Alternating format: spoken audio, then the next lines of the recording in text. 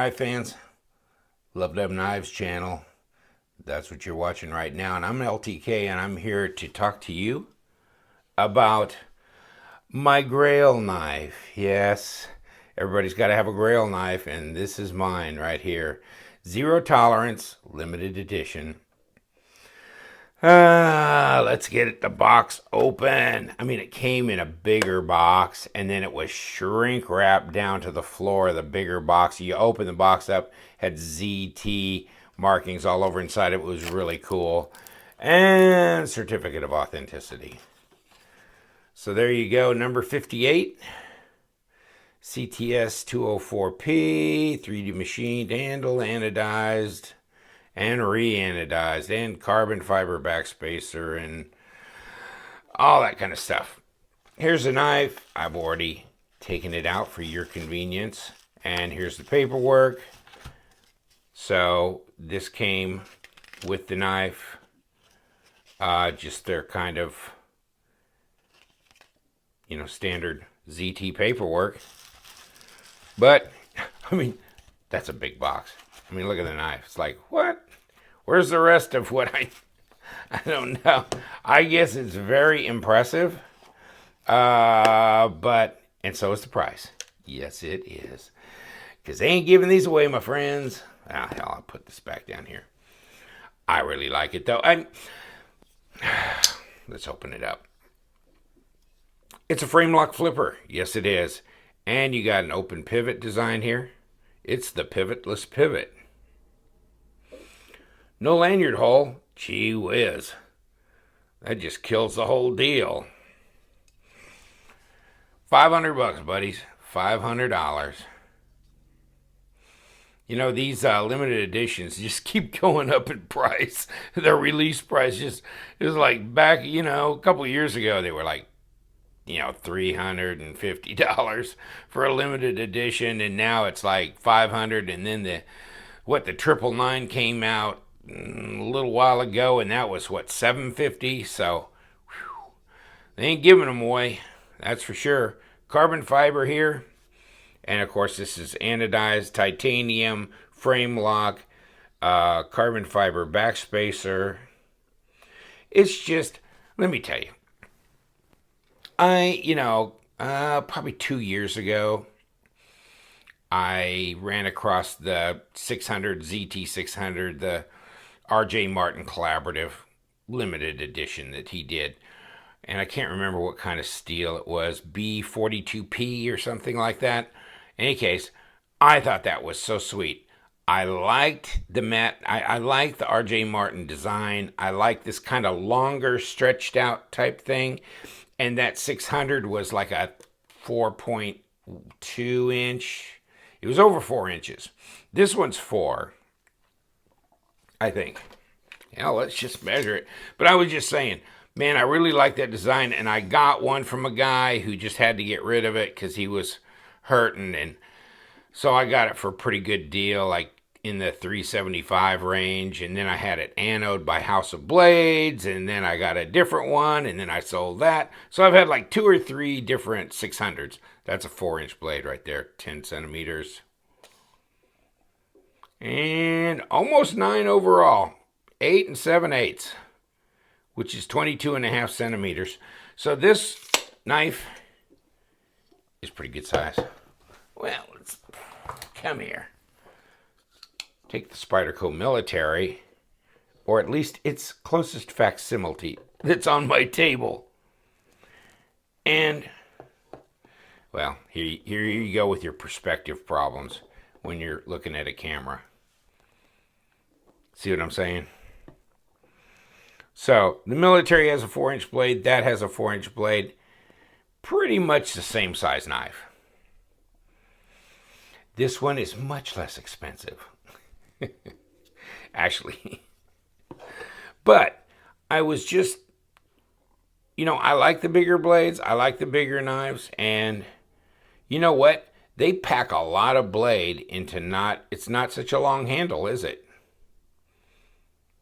Because, the blade, if you get these pivots about right, the blades are about the same, but the handle, shorter. So, In any case, get that out of here. Yeah, beautiful anno job. I mean, blue and gold, I just can't, nah. I can't stay away from that. That's just too good. Man, action's great. I mean, the detent's not too overpoweringly strong, but it's just right. And it better be, right? It's like, you paid what? It better be. And it is centered. And it is pretty heavy blade stock. There's the serial number 580606CF, RJ Martin, design, CTS XHP. Pretty knife, really is. Oh, well, talk about blade stock. Let's take a look. I'm doing the review on this knife. It's 0.188 of an inch. Ooh, that's pretty heavy duty. Wow, almost 5 millimeters. 4.75 millimeters. Okay, yeah, that's all that in a bag of chips, isn't it? Yes, it is. Let's see if we're going to zero this out. So let's get a correct measurement on this without tearing up my titanium. 15.76. Yeah, 0.627 or 621. You know what? That's yeah. That'll fill your hand up. You know, big, thick stock, blade stock, 4-inch blade, just a smidge under 9 inches overall. I like the bigger knives, and I really like this, and I like the 600. Maybe someday I'll get another 600, but the RJ, this is RJ and Matt, his brother, RJ Martin and his brother Matt, collaborative with ZT. And this came out like, I don't know, a month and a half ago. And my buddy has bothered me ever since to do a review on this knife. Every time I talk to him, Tony up in Chicago, he's like, have you done the review on that knife yet? Have you done the video on that knife yet? It's like, no, I haven't. In any case, so I thought I would get him off my butt and get this out. He's got one too that he got. You know, House of Blades has done anno work from me, and then I also got some Kershaw Link. They're, you know, S35 VN exclusive versions of those. And, you know, they are also a ZT and Kershaw dealer, but they're a ZT dealer that you can establish an account with, or just, you know, sign up and you give your particulars, whatever, and now you have an account, right? So you can go when they do these limited edition knives, you can get on their website because they actually they participate in these limited edition releases. So you can get on their website, put it in your cart, and then you wait until the 11 o'clock, ding, the second hits the whatever, and then everybody crashes the sites, and they're all bought in like 45 seconds to a minute and a half. They're gone. Which, you know, I don't know if I want to even talk about that. That's just crazy stuff. You know, and then the problem is a week later, they're up on the secondary market for double the price, which I'm not really a big fan of how this whole thing works. I don't know. I just think this would be a nice knife to have out for sale for everybody for $500 a shot if they wanted to, and I think you'd sell. But maybe there's something about these limited editions that heightens the collector market, focuses more, helps them marketing wise. I'm sure there's a reason why they do what they do, but it's just like these things sell out in a minute and a half. They're gone. If you didn't get one because you didn't check out quick enough or whatever, then you're done. And I don't know. It's just, it makes it very difficult. It makes it very stressful if you're going to participate in trying to get one of these limited edition knives. So, no. Do I really get it? No. Do I want to pay double on the secondary market? No. No. And no. But it's nice that I got this one. I actually got this for the issue price, but I've had it in my drawer, and I haven't been carrying it because I will never actually probably use this knife. But I don't know. I might actually carry it someday. Because, I mean, it's not a $2,500 knife. Is that the way I could justify carrying it? Is like, hey, hold on. It didn't cost $4,000. It's only a measly $500. I mean, there's knives I got that are $120. So I'm going, I don't think I'm going to carry that. I don't want to mess it up. So you come to this and you go, oh man, do I really? What if it fell out backwards out of my pocket or something? I don't know. I mean, you just freak yourself out. And definitely don't put your metal change and keys in the same pocket with this. That would not be a good idea. But in any case, so you got a lock bar insert. I'm sorry, I kind of left you there with my I digress. Yeah, you got your lock bar and stuff, which is, God, I'd hope so. Yeah, I think that'd be a good idea. And your pocket clip. But, I just thought I'd run it by you. Yeah, it's something I got, and this is going to be a keeper for me. I mean, what are you going to do? How likely are you to ever pick one of these up in the future for the issue price? Unless you caught somebody in a real bad way. So, yeah, carbon fiber, but I love the blue and the gold. It reminds me a little bit, not the design, but the blue and gold kind of bling bling of the Todd Bugatti that I got about 1.5 years ago. I got to hold on to that one for, that was $2,000. I got to hold on to that one for about 4 or 5 months until I ran out of money and had to come up with money to move, which was going to cost me about $8,000. And so I go, well, there that one goes. See ya.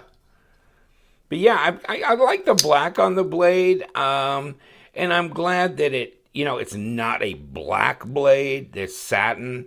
It's beautiful. I mean, obviously, I hope it's sharp. God, I haven't cut nothing with it. Let's give it a shot. What do you say? Ooh, little swirlies, huh? You would, yeah. Okay, so it's sharp. That's nice to know, actually. But you can feel the edge. So there you go. Now it's used. I thought I'd pop its cherry right on camera like that. Isn't that neat? I love his designs. They're stretched out. They're kind of long looking. They have really good flowing lines. See how you've got multiple layers or levels on this scale. You got the carbon fiber sticks out from the gold. The gold sticks out above the blue. The blue sticks out above that little cutout. And this little cutout. Got a little cutout there. You got some traction here. So you've got several different layers. You've got different textures. You've got different colors. It's quite the thing. It may be a little bit garish for some people. It's just too wild, too crazy. Some people just like their knives very understated. I like mine crazy, and this is crazy. This is my kind of crazy right here. So I really like it, and it's fun. I mean, you get something like this, and you're just like, it's very impressive the way ZT does this with the big, huge box that's 5 times bigger than it needs to be. But I mean, it makes you feel like you're getting something for your money, and it's a really pretty knife. It's thick this way. It fills your hand up. I like that. The blade stock is about 5 millimeters. That's nice and thick. That's great. And the design, R.J. Martin, I love that. And when I saw the open pivot thing on top of the blue and gold with an R.J. Martin design, that was it.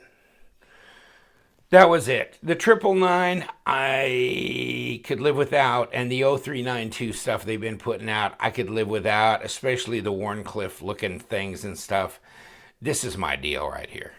So if you're going to jump in, and, you know, just blow your wad on a knife, well, here's the one for me. Because this is the one that speaks to me. Some of the others, maybe not so much. Although maybe in the future, now that I know, now that I finally figured out, I mean, Mike at House of Blades had to tell me in detail exactly how to do this thing, because I'd never done it before. So in any case, you know, you're like logging on, you've got an account, you log on, you log into your account, and then you sit there with that damn thing in your cart ready to check out until the second hand hits the 12 and bang, and you better check out and hopefully you get one. I think they said they maybe had 20 or something that they sold as a ZT dealer, so not many. And you know, because you got multiple ZT dealers and they all get some to sell. So in any case, just thought I'd run this by you. It's a beautiful knife. Oh, crap. Well, how much does it weigh? It's thick, isn't it? Thick as a brick. Come on, baby. Turn on for me. Yeah. 16 minutes and time is ticking. Sorry, guys. I just can't do it quick. 6.4 ounces, so yeah. It's a little on the heavy side. It's not, you know, it's 183. Hey, it's under 200 grams. No, I mean, yeah, I can carry 6.5. That's not a problem. Especially when it looks like this. What do you think, guys? Yeah, I can live with this. I can live with this. Hopefully I can hold on to it. I don't go broke or have to come up with big medical bill payments or something like that. I mean, you know, these are like, knives to me sometimes are like money in the bank, and sometimes, you know, you got to spend that money in the bank because emergency things come up. And if they do, they do. See what I'm saying? But it's there. I mean, I tell my wife, hey, money's in the bank. She goes, no, it ain't. We don't have anything in the bank. I go, well, I mean in my knife collection. Yeah, that'll get it's doing me right now. But, you know, it's cool. You know, knives will hold their value, especially ones like this. So, oh, man. Nice lockup on that, right? Fairly early. But substantial enough. About 30%. Wow, I just love this knife. It's great. Love this knife. Okay, here we go. But yeah, this was the one I wanted out of the releases they did. For 2016, I don't know what's coming for 2017. I'll find out. You know, you just go to KIA.com or whatever, Kershaw, their corporate site, and you can sign up for their newsletter, whatever. So that's what you do. And then you can get to see the limited editions that are coming out, when they're going to come out. They give you the list of the dealers that will be issuing them. House of Blades is one of them. So visit my friends at House of Blades. They're good people. All right. Hey, we love them knives. Yes, we do. We're done with this one. Thanks.